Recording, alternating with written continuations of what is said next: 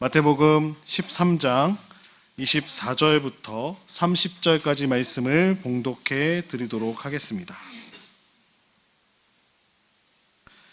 예수께서 그들 앞에 또 비유를 들어 이르시되 천국은 좋은 씨를 제 밭에 뿌린 사람과 같으니 사람들이 잘 때 그 원수가 와서 곡식 가운데 가라지를 덧뿌리고 갔더니 싹이 나고 결실할 때 가라지도 보이거늘 집주인의 종들이 와서 말하되 주여 밭에 좋은 씨를 뿌리지 아니하였나이까? 그런데 가라지가 어디서 생겼나이까? 주인이 이르되 원수가 이렇게 하였구나. 종들이 말하되 그러면 우리가 가서 이것을 뽑기를 원하시나이까? 주인이 이르되 가만두라. 가라지를 뽑다가 곡식까지 뽑을까 염려하노라. 둘 다 추수 때까지 함께 자라게 두라. 추수 때에 내가 추수꾼들에게 말하기를 가라지는 먼저 거두어 불사르게 단으로 묶고 곡식은 모아 내 곡간에 넣으라 하리라. 아멘. 자, 부가 인사할까요? 참 잘하셨습니다. 할렐루야. 우리 아버지 하나님은 사랑이십니다. 그 하나님은 여러분과 저를 사랑하십니다.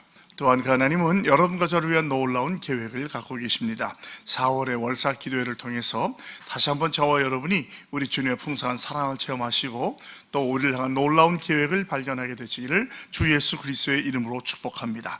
오늘 봉독한 말씀을 중심으로 좋은 씨와 가라지라고 하는 제목으로 여러분과 함께 은혜를 나누기 바랍니다. 말씀 제목 같이 있습니다. 좋은 씨와 가라지. 여러분, 그 좋은 씨와 가라지를 구별하는 법을 아시나요? 농사를 오래 하신 분들도 처음에는 구별하기가 어렵다고 그래요. 그런데 경험을 통해서 깨달은 건 뭐냐면 처음에는 모르지만 시간이 지나서 열매를 맺게 되면 안다고 하더라고요. 좋은 씨들은 좋은 열매를 맺어 이렇게 숙연돼요. 근데 가라지는 똑같아 선단해요. 그래서 그걸 가지고 구별한다고 하더라고요. 알곡과 가라지의 차이는 크죠. 오늘 말씀드린 알곡은 타작을 해서 곡간에 놓지만 가라지는 불에 태워서 살라 버리게 된다는 것이요. 그래서 우리가 오늘 이 말씀을 통해서 과연 나는 알곡인가 가라지인가를 다시 한번 살펴보시고 우리 가운데 가라지는 없으라고 믿지만 또 이럴 때 우리가 어떠한 삶을 살아야겠는가를 생각해 보길 바랍니다. 오늘 이제 주인이 나오죠. 이제 씨를 뿌리는 주인이 나오고 그 이제 주인이 씨를 뿌리는데 이들이 잠든 사이에 마귀 사단이 와서 가라지를 뿌리고 가요. 근데 처음엔 몰랐다 자라다 보니까 거의 추수 때가 되어 가는데 가라지가 보이는 거예요. 그래서 이제 하인들이 물어보잖아요. 아니 이거 어떻게 된 겁니까? 우리가 가라지를 뿌린 적이 없는데. 그들은 정말로 뿌리지 않았거든요. 근데 주인이 금방 알아채죠. 이거 바로 마귀 사단이 악한 자가 와서 가라지를 뿌리고 갔구나. 그럼 어떡할까요? 이걸 다 뽑아야 될까요? 했더니 그러지 말아라. 잘못하다가 좋은 알곡까지 뽑을 수 있으니까 추수까지 뒀다가 추수되면 분별이 되니까 추수꾼한테 말을 해가지고 가라지는 불에 태우고 알곡은 곡간에 드리겠다고 말씀하시는 거예요. 그런데 이 말씀이 36절과 43절에 되면 설명이 되어 있어요. 우리 한번 같이 읽어볼까요? 36절과 43절. 이에 예수께서 무리를 떠나사 집에 들어가시니 제자들이 나와 이르되 밭의 가라지의 비유를 우리에게 설명하여 주소서. 대답하여 이르시되 좋은 씨를 뿌리는 이는 인자요 밭은 세상이요 좋은 씨는 천국의 아들들이요 가라지는 악한 자의 아들들이요 가라지를 뿌린 원수는 마귀요 추수 때는 세상 끝이요 추수꾼은 천사들이니 그런즉 가라지를 거두어 불에 사르는 것 같이 세상 끝에도 그러하리라.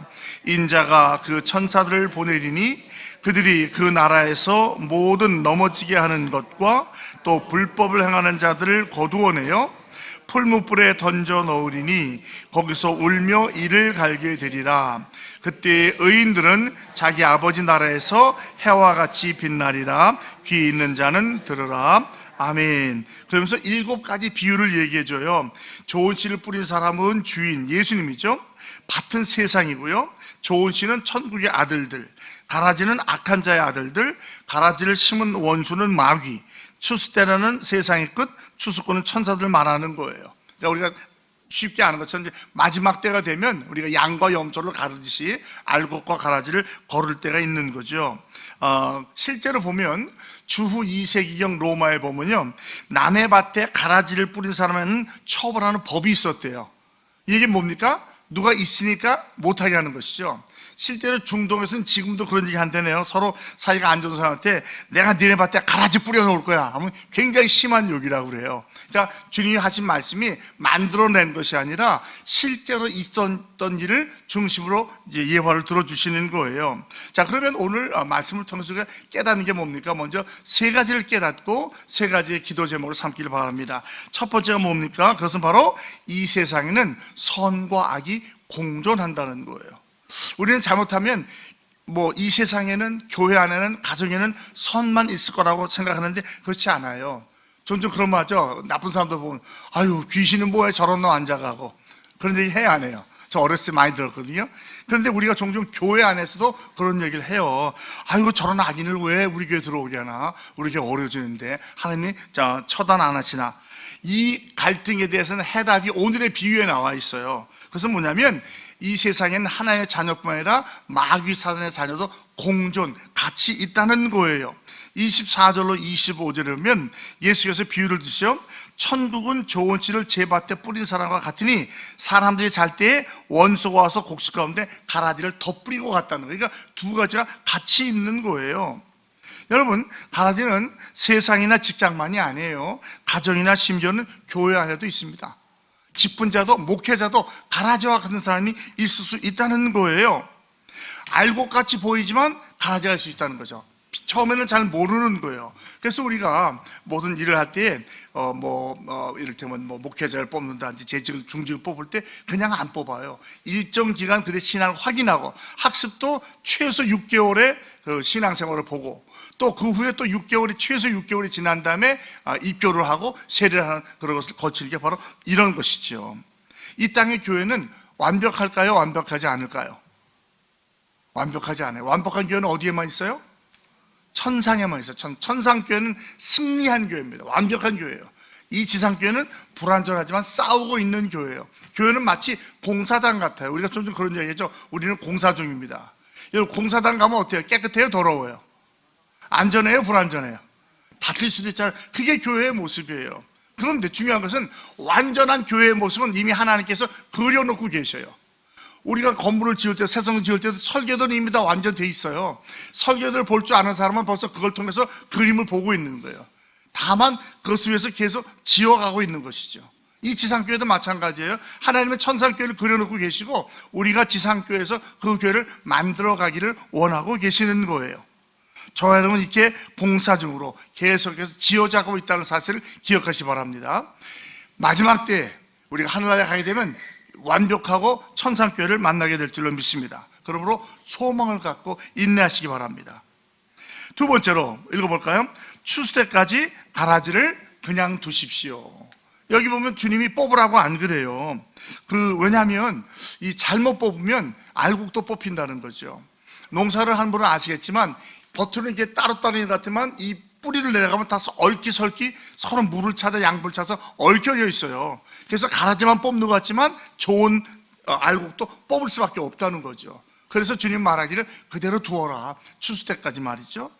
때때로 우리 마음에 받아들여지지 않고 이해가 안 돼요. 어떻게 이 순결하고 거룩한 교회 안에 악이 존재할 수가 있는가, 마귀 사단이 존재할 수 있는가. 바로 여기에 그 영적인 원리가 있어요. 주님께서 뭐라고 그래요? 둘 다 추수할 때까지 자라게 그냥 두라고 그래요. 그러니까 저런 우리가 교회 안에서 의를 쫓아가는 것도 중요하지만 너무 의와 불의를 분리하고 싸우는 것은 교회의 부흥에 도움이 되지 않습니다. 오히려 그 불의를 이기려고 하는 것보다 우리가 바르게 서려고 노력하는 게 중요해요. 그래서 악의 자리가 서지 못하게 하는 거예요. 여러분, 진리 가지고 싸우다 보면요, 우리가 같이 생선의 가지 같대요. 가시같이 하면 서로 찌르는 거예요. 그러다 보면 서로 상처를 받고, 사실은 착한 사람이 상처를 제일 많이 받아요. 악한 사람들은요, 상처도 안 받아요. 무섭습니다. 그런데 괜히 순진하고 착한 사람들이 어려움을 당해요. 그래서 교회에서 어려움이 생기면요, 많은 사람들이 상처를 받게 되는 거예요. 우리 중앙교회는 이런 것이 없이 모든 것을 은혜 가운데 잘 풀어나가시기를 주님의 이름으로 축복합니다. 하나님 주인은 여기서 절대로 놀라지 않아요. 다 모든 걸 알기 때문에 지혜롭게 풀어나가고 있어요. 여러분, 불의한 일이나 불의한 사람 볼 때 너무 그것 때문에 흥분하거나 화내지 마시고 하나님께 위탁하십시오. 우리에게는 모든 것을 알고 주장하시는 하나님이 계십니다. 믿습니까? 그분께 위탁하셔요. 그래서 그분의 방법으로 처리되게 할 때 그래서 가장 지혜로운 거예요. 우리 딴에는 우리가 옳다고 우리의 방법으로 하면 부작용이 일어날 수 있어요. 아까 조금 전에 말씀드렸던 선의의 피해자가 생길 수 있어요. 그런 것을 막는 방법 우리가 하나님께 기도하는 거예요. 사실은 마귀의 전략이 그거예요. 알곡 안에 가라지를 뿌려놓고 싸우게 만드는 거예요. 그러면 알곡도 자라지 못하고, 가라지는 이미 버린 존재니까 알곡이 자라지 못하고 열매를 맺지 못하게 되는 겁니다. 이것은 열매를 맺는 삶의 비결이 아니에요. 열매 맺으려면 그것보다는 내가 주님을 바라보고 믿음으로 성장해야 할 줄로 믿습니다. 전도서 8장 11절 13절 한번 볼까요? 악한 일에 관한 징벌이 속히 실행되지 아니하므로 인생들이 악을 행하는 데 마음이 담대하도다. 죄인은 100번이나 악을 행하고도 장수하거니와 또한 내가 아노니 하나님을 경외하며 그를 경외하는 자들은 잘 될 것이요 악인은 잘 되지 못하며 장수하지 못하고 그날이 그림자와 같으리니 이는 하나님을 경외하지 아니함이니라. 하나님을 경외하지 아니함으로 사실은 이미 저주를 받은 거예요. 이미 심판을 받은 거예요. 우리가 그들에게 다시 할 필요가 없다는 것이죠. 우리는 우리의 신앙만 잘 지키고 믿음을 지켜나가서 믿음이 견고히 되면 악이 설 자리가 없게 되는 줄로 믿습니다. 우리 주님은 우리를 사랑하셔요. 그래서 우리를 어떻게 회복시켜 주려고 그래요. 예레미야서 5장 1절에 보면 너희는 예루살렘 거리로 빨리 다니며 그 넓은 거리에서 찾아보고 알라. 너희가 만일 정의를 행하며 진리를 구하는 자를 한 사람이라도 찾으면 내가 이 성읍을 용서하리라. 그러니까 어찌 보면 이 세상이 존재하는 것은 저와 여러분 같은 믿음의 의인이 있기 때문에 존재하는 거예요. 악인이 아니에요. 하나님이 의인을 살리기 위해서 이 땅을 지켜주고 계신 겁니다. 그러면 여러분, 우리의 사명감을 가지고 나라 민족을, 그러니까 우리만 위해서 기도하면 안 되겠죠. 교회와 사회와 나라 민족을 위해서 기도하시는 저와 여러분이 되길 바랍니다. 교회의 역사를 보면 가라지를 뽑다가 알곡을 뽑는 일이 있었어요. 이제 초대 교회가 이제 그 정교로 인정을 받잖아요. 그래서 이제 우리 그걸 구교 카톨릭 교회라고 하는데, 교회의 권세가 너무 세가지고 막 황제가 교황 앞에 무릎 꿇고요, 막 이 금권과 이권이 들어와가지고 교회가 타락을 하기 시작해요. 근데 그것을 진리의 이름으로, 하나님의 이름으로 막 정죄하기 시작합니다. 수도 없이 많은 사람들 고문하기도 하고 가두기도 하고 죽이기도 했어요. 또한 종교개혁이 있은 그 다음부터는 마녀 사장이라고 해가지고요, 약 4만 명의 성도를 죽였어요. 이교도라고 하면서. 오늘날로 말하면 아마 40만, 400만을 죽였을지도 몰라요. 그 후에 또 종교 전쟁으로 뭐 십자군 전쟁이라든지 부교와 신교의 전쟁부터 해서 수도 없이 많은 사람을 죽였어요. 명분은 뭐예요? 진리를 지킨다는 거였어요. 그러나 그 뒤에 보면 참 아름답지 못한 일이 있었던 것이 사실입니다. 그래서 우리는 항상 안팎을 잘 같이 볼 수 있어야 돼요. 겉으로 나타나는 게 다가 아니잖아요. 정치도 그렇고 경제도 그렇고 문화도 그렇고 사회도 그렇고 겉으로 나타나는 게 다가 아니에요. 행간을 읽을 수 있는 것처럼 그 이면에 무엇이 있는가를 볼 수 있어야 됩니다. 계속해서 이 가정이나 교회가 문제 있을 때 알곡과 가라지를 구분하다 보면요, 선한 사람들이 많이 상처를 받게 돼요.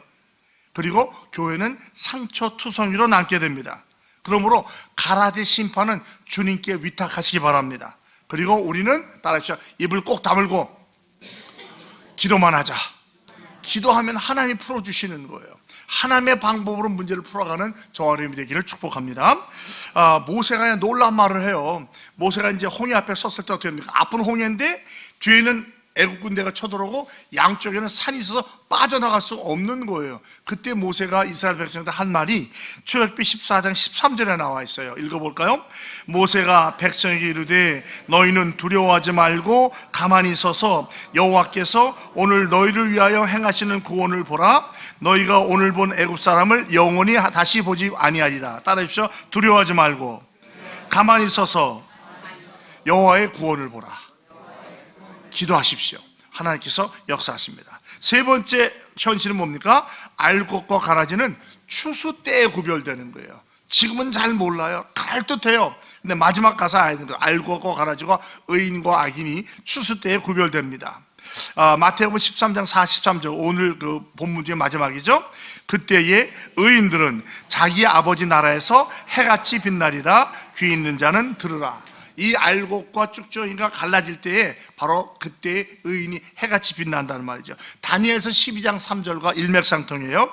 지혜 있는 자는 궁창의 빛과 같이 빛날 것이요 많은 사람을 옳은 대로 돌아오게 한 자는 별과 같이 영원히 빛나리라. 그런데 여러분, 여기죠, 오늘 본문을 보면 가라지들이요 지옥 불면서 울면서 이를 간다고 그래요. 그렇죠?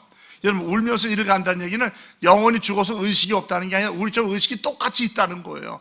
영원한 불못에 탄다는 거예요. 이게 얼마나 무서운 이야기입니까? 그러니까 우리 제가 종종 복음을 전달할 때 믿지 않는 자들의 위험에 대해서 얘기할 때 그래요. 여러분, 잠깐 뒤어도 아픈데 영원한 불못에서 죽지도 않고 의식도 깨어있지 않고 얼마나 무섭겠어요.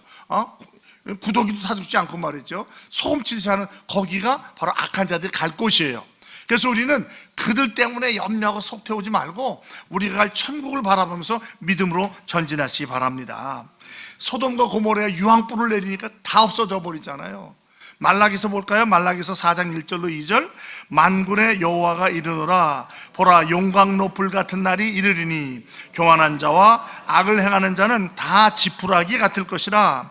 그 이르는 날에 그들을 살라 그 뿌리와 가지를 남기지 아니할 것이로되 내 이름을 경외하는 너희에게는 공의로운 해가 떠올라서 추리하는 광선을 비추리니 너희가 나가서 외양간에서 나온 송아지같이 뛰리라. 아멘.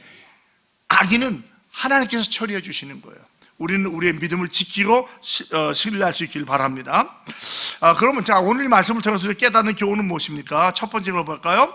종말을 의식하며 살아가십시오. 그러니까 종말론적인 삶이라고 그래요. 항상 마지막이 있다는 것을 기억하셔야 돼요. 시작보다 마지막이 중요하죠. 유종의 미를 걷는 게 중요하잖아요. 겉으로 아무리 화려하게 잘 살아도 예수 믿지 않던 지옥 가면 그건 저주인 거예요. 그러나 우리가 많은 것이 없는 것 같아도 예수 믿고 구원의 확신과 소망을 갖다 천국 간다면 그것이 진정한 복인 줄로 믿습니다. 그러므로 언제나 이 세상이 마지막이 아니라 그 후에, 죽음 후에 영원히 있다는 사실을 기억하시고 마지막을 준비하며 살아가시는 저와 여러분이 되기를 축복합니다. 그런 말 있죠. 따라서 녹슬어 없어지기보다는 달아서 없어지자. 여러분, 우리 삶, 이 몸 그렇게 그렇지 않아요. 너무 아끼지 마시고 열심히 일하다가 병이나 사고로 죽지 말고 주의 일 하다 천국 가시는 저와 여러분이 되기를 축복합니다. 그래서 착하고 충성된 종이라는 칭찬을 들으시는 우리 모두가 되길 바랍니다. 전도서 3장 1절로 2절을 볼까요? 범사에 기한이 있고 천하의 만사가 다 때가 있나니 날 때가 있고 죽을 때가 있으며 심을 때가 있고 심은 것을 뽑을 때가 있으며 이러면서 쫙 나와요. 근데 제가 하고 싶은 말씀은 뭐냐면 범사의 기한과 때가 있다는 거예요. 살 때가 있으면 죽을 때도 있는 거예요. 여러분, 보약 많이 먹는다고 꼭 오래 사는 것도 아니고요. 골골골 알아도 빨리 죽는 거 아니에요. 생사화복은 주님 손에 있어요. 살아있는 호흡이 있는 동안에 열심으로 최선을 다해서 살아가시는 인천중앙교 성도들이 다 되기를 축복합니다. 중요한 것은 모든 것에는 기한과 시한이 있다는 거예요. 영원하지 않아요. 육신의 삶도 우리는 모르지만 주님께서 정해놓으신 시한이 있어요. 그걸 모르기 때문에 마치 오늘이 인생의 마지막인 것처럼 최선 다하시는 거예요. 미워하는 사람, 시기하는 사람, 질투하는 사람 다 내려놓으시고 오직 사랑과 은혜와 축복과 평강의 말을 하며 살아가시는 저와 여러분이 되기를 축복합니다. 두 번째는 어떻게 됩니까? 영적으로 깨어 있어야 돼요. 졸면 안 됩니다. 예수님께서도 마태복음 20장 41절에 시험에 들지 않게 깨어 기도하라. 마음에는 원이로되 육신이 약하도다 하셨어요. 주님이 우리를 권면하시는 거예요. 그래서 데살로니가전서 5장 16절로 18절에 보면 항상 기뻐하라, 쉬지 말고 기도하라, 범사에 감사하라, 이것이 그리스도 예수 안에서 너희를 향하신 하나님의 뜻이니라. 쉬지 않고 기도하는 게 하나님의 뜻입니다. 그래서 항상 깨어서 기도하는 마음과 자세로 살아가시는 저와 여러분이 되기를 축복합니다. 또한 항상 기도하는 말을 에베소서 6장 18절에 이전에는 무시로라고 하는데 지금 항상이라고 그래요. 읽어볼까요?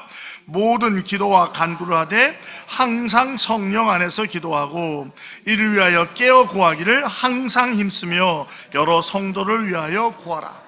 기도를 쉬는 죄를 범해서는 안 되겠어요.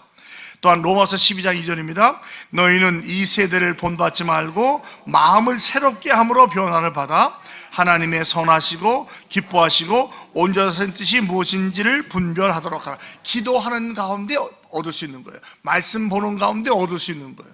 그러니까 이걸 통해서 주의 뜻을 깨달아 하시는 저와 여러분이 되길 바랍니다. 때때로 신령한 것에 흥미가 잃거나 성경을 읽거나 기도하려면 졸렵다든지 예배에 졸음이 온다는 것은요, 내가 영적으로 좀 졸음에 빠지고 있다는 거예요. 반대로 보면 세상 게 너무 좋아. 운동도 좋고 여행도 좋고 다 그게 너무 좋아가지고 교회를 등한히 한다면 지금 우리가 영적으로 졸음의 상태로 들어가고 있다는 거예요. 빨리 깨셔야 돼요. 정신 차리셔야 돼요. 다시 찬송곡으로, 다시 말씀 보고, 다시 기도하고 예배함으로 항상 깨어있는 저와 여러분이 되길 바랍니다. 그런 표어가 있죠. 한번 따라하실래요? 졸면 죽는다. 그렇죠? 졸면 죽는 거예요. 잠깐이지만 죽습니다. 고속도로에서 사고 나는 거 오래 하는 게 잠깐 졸다가 쓰러지는 거예요. 그래서 깨어 기도해야 되는 거거든요. 항상 깨어 기도하시는 저와 여러분이 되길 바랍니다. 마지막 세 번째입니다. 어떡하다고요? 끝까지 인내하십시오. 말씀드렸지만 지금이 마지막이 아니에요. 교회 안에서 불의한 일, 악한 일, 또 선하지 못할 일 보더라도 왜 이래? 하고 흥분하거나 혈기를 부리지 마시고 입 다물고 기도하십시오. 하나님의 도우심을 구하십시오. 하나님께서 도와주십니다. 포기하지 마십시오. 자녀도, 가정도, 교회도, 이 나라 민족도 포기하지 마십시오. 종종 어떤 분이 우리 종종 헬조선 한국을 떠난다. 여러분, 한국 떠나도 다른 나라 가도 마찬가지예요. 오히려 하나님께서 그를 위해서 기도하라고 우리를 세워주신 줄로 몰라요. 저와 여러분이 기도의 용사가 돼서 이 나라를 지켜가는 일꾼들이 되시길 축복합니다. 시험받고 상처, 분열, 비난, 비방이 바로 마귀가 원하는 거예요. 거기에 지면 안 돼요. 그런 마음이 생길 수 있을수록 반대 정신으로 더 찬양하고 더 기도하고 더 사랑하고 나아가시 바랍니다. 베드로후서 1장 10절입니다. 그러므로 형제들아 더욱 힘써 너희 부르심과 택하심을 굳게 하라. 너희가 이것을 행한즉 언제든지 실족하지 아니하리라. 내가 견고하게 말씀에 서 있어야 돼. 그러면 흔들릴지 몰라도 부러지거나 넘어지진 않거든요. 그게 우리가 살아가는 방법입니다. 마지막으로 히브리서 12장 1절로 2절입니다. 이러므로 우리에게 구름같이 둘러싼 허다한 증인들이 있으니 모든 무거운 것과 얽매이기 쉬운 죄를 벗어버리고 인내로써 우리 앞에 당한 경주를 하며 믿음의 주요 또 온전하게 하시는 이인 예수를 바라보자. 그는 그 앞에 있는 기쁨을 위하여 십자가를 참으사 부끄러움을 개의치 아니하시더니 하나님 보좌 우편에 앉으셨니라. 우선 죄를 내려놓고 인내로 경주하는 거예요. 그리고 주님을 바라보는 거예요. 이것이 신앙생활에서 승리의 비결입니다. 말씀 뵙겠습니다. 가라지나 악인을 심판하는 것보다 의인과 악인을 보존하는 게 더 중요한 거예요. 그러므로 부정적인 것보다는 긍정적으로서 우리의 신앙을 잘 지키기 위해서 애쓰는 이 한 달이 되기를 바랍니다. 주님께서 말씀하셨죠. 볼지어다 내가 세상 끝날까지 너희와 항상 함께하리라. 이 말씀 기억하시고 주님과 동행하시기 바랍니다. 은혜 받는데, 서로 사랑하는데, 격려하는데 최선을 다하시기 바랍니다. 악인들이 득세하는 것 같지만 아닙니다. 그것은 반드시 풀무불에 던져서 불에 타 없어질 거예요. 우리는 힘들고 어려울지라도 반드시 하나님 나라에서 영원한 영생을 누리게 될 줄을 믿습니다. 하나님 우리를 좋은 씨로 이 땅에 심어주셨습니다. 그러므로 풍성한 열매를 맺으시면서 주님과 동행하며 충성하는 은혜를 깊이 체험하시는 저와 여러분이 다 되시기를 주 예수 그리스도의 이름으로 축복합니다. 우리 이 말씀 생각하면서 주여 한번 부르짖고 기도합니다. 주여, 아버지 하나님 주님의 사랑과 은혜를 감사합니다. 오늘도 또 월삭기도로 불러주시고 알고 없고 가라지의 비유를 통해서 우리를 알고로 심어주신 주님께 감사를 드립니다. 하나님, 가라지 때문에 마음이 아프고 속이 상하지만 그것 때문에 우리의 신앙을 놓치지 않게 도와주시고, 그것 때문에 우리의 목적과 목표를 놓치지 않게 도와주시고, 우리는 계속해서 믿음의 주 온전케 하신 주만 바라볼 수 있도록 도와주시옵소서. 우리 주위에 악한 일이 많이 일어나고 정말 원치 않은 일이 생길 때마다 더욱더 주를 바라보고 기도하게 하시며 주의 도우심과 은혜를 구해서 은혜 위에 은혜를, 복의 복을 받는 우리 모두가 되게 하여 주시옵소서. 더욱더 주님을 사랑하며 주의 나라와 의를 구하며 이 한 달도 살아가게 하여 주시옵소서. 아버지 하나님, 연약함과 부족함을 아신 님 지켜주시고 도와주시고 인도하여 주시옵소서. 아버지 하나님 감사합니다. 오늘도 월사 기도회로 우리 귀한 백성들 새벽을 깨우며 주여 전에 나오게 하시고 마음 모아 찬양하게 하시고 말씀을 통해서 알곡과 가라지의 비를 통해서 우리가 가라지에 신경을 쓰기보다는 우리가 더 알곡이 되기 위해서 애쓰고 노력해야 함을 깨닫게 해주시니 고맙습니다. 우리의 마음밭이 길가도 아니요 돌짝밭도 아니요 가시덤불도 아니요 옥토가 되게 하여 주시옵시고 주시는 은혜를 깊이 받고 그 은혜가 뿌리내려서 더욱더 은혜 외의 은혜를 복의 복을 받고 살아가는 이 한 달이 되게 하여 주시옵소서.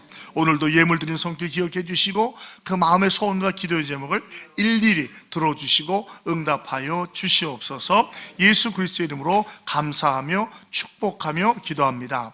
아멘.